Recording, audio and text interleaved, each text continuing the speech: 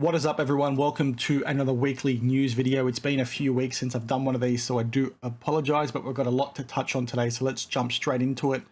Just quickly, though, we're going to cover Fanatics, we're going to cover Kurt's Card Care, Beckett, Sports Card Radio, and maybe a few other things. So just check out the chapters down below, and as always, share your thoughts as we go. Now, the first thing I want to touch on relates to Fanatics Fest, which is something that Fanatics Events announced that's coming up in August of this year. Now, it's going to be held in August 16th to the 18th in New York City, and is essentially Fanatics equivalent of Comic-Con, right? What you see with San Diego Comic-Con and New York Comic-Con, etc. It's basically that, but for sports and sports memorabilia, which is, really bloody exciting, because when you look at, card shows all around the world, it's something that's become quite stale, at least in my opinion, in terms of what the offerings are. You have, your generic tables where people are buying and selling, and then some athletes that arrive and all that sort of stuff, but we're sort of lacking something on a huge and grand scale. Now, yes, the National is there. I've never been, so I'm sort of talking out of my ass a little bit, but having spoken to a few people that have gone to, the National and then also gone to San Diego Comic-Con, they're chalk and cheese in comparison, right? The National is a very good thing, but an event like what Fanatics is talking about here seems to be on another level, especially with what, it's going to be doing from an advertising and looking to grow the hobby. It's basically, the National on steroids, but with a focus on the commercial aspect as well. And I think that's pretty cool. Some people will hate on this. I think it's something that's much needed for this industry, basically having an event like this to the professionalism of a San Diego Comic-Con, which I think is an incredibly amazing thing. It's something that can really benefit and uplift the hobby and the industry, but some people are going to hate it. I think it's pretty cool. The one thing I sort of hope that they do is they sort of travel with it. Don't just make it a one-off thing. I hope they take it all around the world, if I'm being perfectly honest, because they have a really big opportunity here to get some really big, buzz and eyes on this industry, which, the more investment and excitement we get about sports cards, the better it is for everybody. And some people won't like that. Like, some people look at the last 2 to 3 years and all the flippers that have come in and despise it, which I really don't like that aspect of the hobby. People have, their own way to have fun and all that sort of stuff. I don't want to judge, but it's brought some bad things in. It's brought a lot of good, a heck of a lot more good than what it has brought in from a bad and negative perspective. But people will see this and see it as being more of the same. I think it's pretty cool. I think it's going to be better for everyone, regardless of some of the, negative attention that comes from it, particularly around, celebrities getting involved. Some people are concerned about celebrities coming in and sort of buying up the buzz. And then all of a sudden these cards that were somewhat attainable in the past, like these, cards for your PC or for your teams, are now going to be completely unobtainable because it's all about that high level money and sort of stuff that we've seen in comic books and watches and all that kind of thing. But again, I'm pretty indifferent on that stuff. I'm excited to sort of see what happens, and I think it's a good thing. So I'm probably missing something. Some of you guys might push back on this event. Share your thoughts down below, but I think it's a cool thing. And if it was based in Australia or a little bit more affordable for me to fly to, I'd be going, because I think it could be pretty damn cool. And I'm keen to hear if any of you guys have already bought tickets. I've got a baby coming in the next, 3 weeks, so there's no chance I can be there in August. But, if anyone's going, I'd really like to see some footage. But again, please share your thoughts down below. Now, the next thing actually relates to Beckett. So in the last week or so, I touched on, 2 announcements they made that had me feeling like there was going to be some positive changes when it came to Beckett. And then, lo and behold, a few days later, they came out with an update regarding price changes, which I think it's a big deal, especially from Beckett, which we've heard, virtually nothing from over the last 2 years, or when we have heard things from them, they've backtracked within hours, within days. So I think this is pretty cool. Now, you can see on screen, you've probably already read about this, but they've basically reduced their price points across the board, $5, lower at the base and standard, and then Express 20 and 15 respectively. I think one thing they need to fix next is the business day turnaround. That's still ridiculous for, your basic submissions. It's way too long. But it's good signs from them. And sort of like I said, the 2 announcements we had from their director and then also their head grader about things they wanted to comment on, things they wanted to remind everyone about when it comes to Beckett with integrity and trust and all that sort of thing, I think was a sign of things to come. I think I mentioned Sleeping Giant in my last video because I genuinely believe that Beckett can win back a lot of market share, a lot of love within this industry really bloody easy. And if you're somebody that's been so turned off to them and you haven't used them, or you've been avoiding their slabs because you're part of that PSA mob mentality, you're going to sell yourself short, because things change in this hobby like that, right? Stuff can change overnight. And I think Beckett can win back that market share, in particular from SGC and also CGC, a lot easier than what people think. And I think we're going to start seeing that pretty quickly, because this new director seems to be on the ball. And whilst some people sort of saw this and said, well, it's more of the same from Beckett, i.e. communication, but then no action.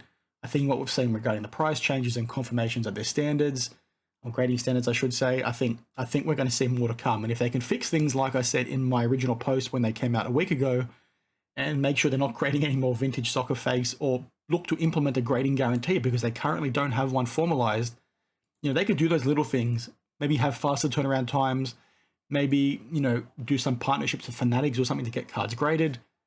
All of a sudden you're going to see Beckett a lot more than what you're seeing right now. And I'm far from a Beckett fanboy. I've shat on them so many times in the last 2 to 3 years. I've only really owned 1 or 2 Beckett slabs these days. So again, the comments I made earlier are basically egg on my face, but I've never really been anyone to play favorites when it comes to graders. So, I think they can do a heck of a lot of good if they, pull their finger out, and they're looking like they're basically doing that now. So I am keen to hear your thoughts down below, because I think this is a sign of a lot more to come, and I'm pretty excited, because irrespective of what you think about Beckett, irrespective of what you think about PSA, SGC, any grader, the more competition we have, the better. And the fact that we've now got Beckett doing stuff like this is really good, because that in some capacity is going to put pressure on PSA. And yes, PSA is a monster right now, but things change very quickly in this space. Collectors are very fickle, as I've said time and time again. So I think as I watch this space kind of thing, and I'm keen to hear what you guys have to say down below.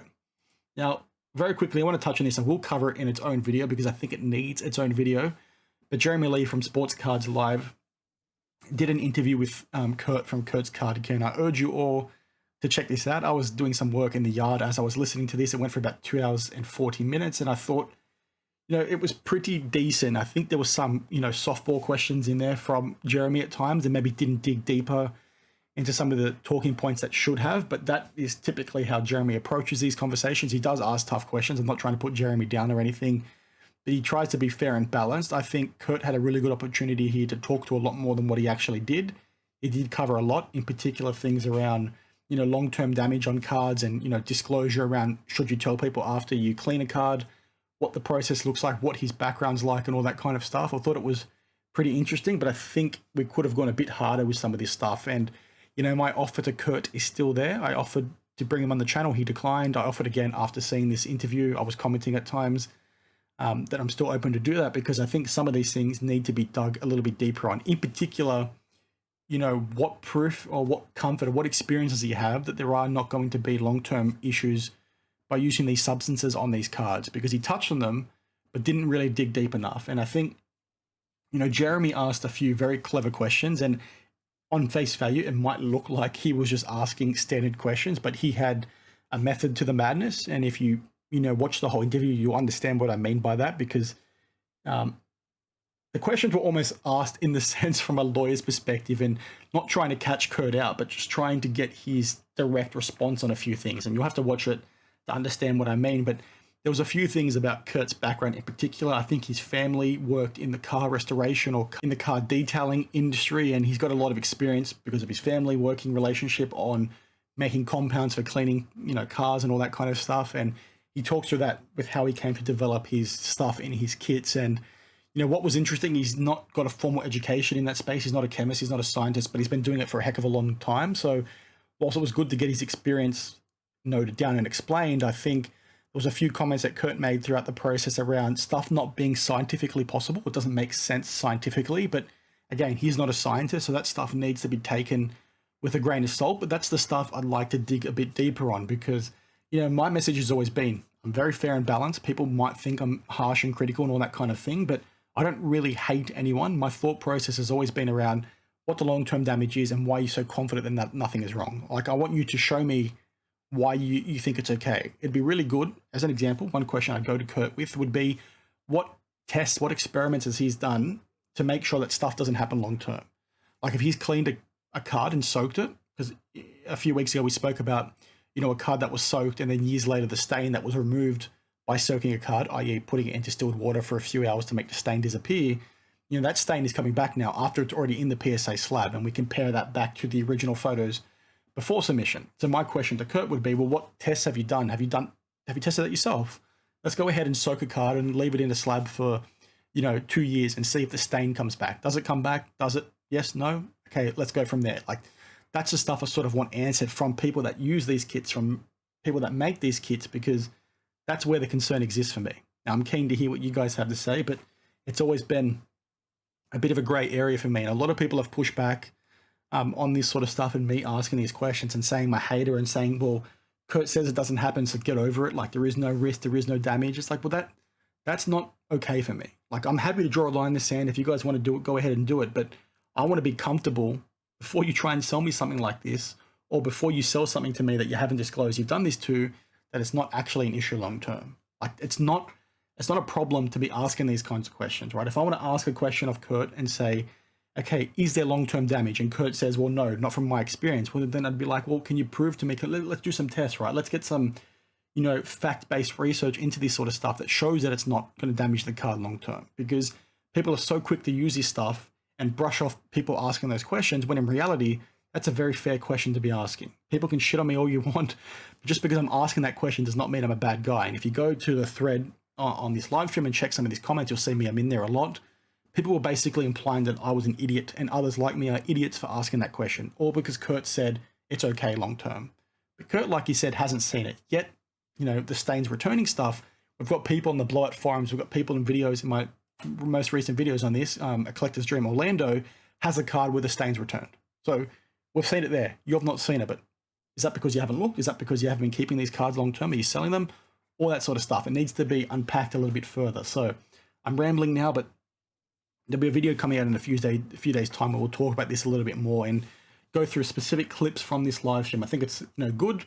I think Jeremy did his best. I think Kurt rambled at times, didn't make a whole lot of sense with a whole lot of things, but it was really good to try and but it was really good to see him be open and honest and answer some questions from the comments, including some of my own. But I think we can go a bit deeper, and I think the hobby needs this conversation to go deeper than what Jeremy did here. And not shitting on Jeremy again, I'm just saying that's how the conversation went, and it's a hard thing to manage at times. And I think he answered all or most of the questions he intended to, but I think this is a really good starting point, and I think off the back of this conversation we can delve deeper into some really important topics like I just touched on. So I'm rambling, you guys get where I'm going, but there's another video coming, so I'll share my thoughts in more detail there. Now, in the opening, I mentioned Sports Card Radio because this is an interesting one. Now, in the last few weeks and months, I've been covering the whole BGS versus Alt lawsuit that relates to a Steph Curry rookie card, as Paul Lesko does cover here. And there's been an update in the last, day or two, and I think it's a pretty interesting one. Now, I'll cover this at a later date as well, but basically what has happened is we've had a bit of an update when it comes to the court case between the two. If you guys don't recall, this is the card that was in a BGS slab that Alt had. They cracked it out, sent it to PSA, and PSA said it was trimmed. Now they're basically trying to sue BGS for saying the card was trimmed. Why did you guys grade it and say it was A-OK? And what we sort of spoke about in the last update on this video, on this topic, I should say, was that the person who submitted that card originally to Beckett had the other Steph Curry rookie cards and other cards rejected as trimmed. I think it was something like 40 of his last. There you go. So basically, one instance, Alt alleges that the person who originally submitted the card in question submitted a batch of 142 cards, of which 87 were determined to be trimmed. So what Alt is sort of saying here, and what they're trying to argue, is that this person has submitted so many trimmed cards that you didn't get any red flags, you didn't ban this guy or anything like that. And what's pretty interesting, and where Sports Card Radio come into it, is what Auburn35 mentioned over here, is that this person in question is actually somebody that's gone, to the Beckett Summit multiple times and has been somebody that's flagged as, an important attendee of these events. And what was interesting is, Sports Card Radio banned from the industry summit. So what people are basically flagging here is that you've got, known trimmers and people that have submitted a number of trim cards to Beckett and are quite well known within the hobby be allowed to attend these events, but someone like Sports Card Radio was banned. So I just thought that was pretty interesting and pretty funny, and I'll talk to that a little bit later on, like I said, because this lawsuit is getting more interesting by the day. Check out my last few updates on it, but it's one of those ones that's quite interesting. Like, obviously, we touched on last time that Alt shouldn't have cracked the freaking card out of the slab before they sent it to PSA.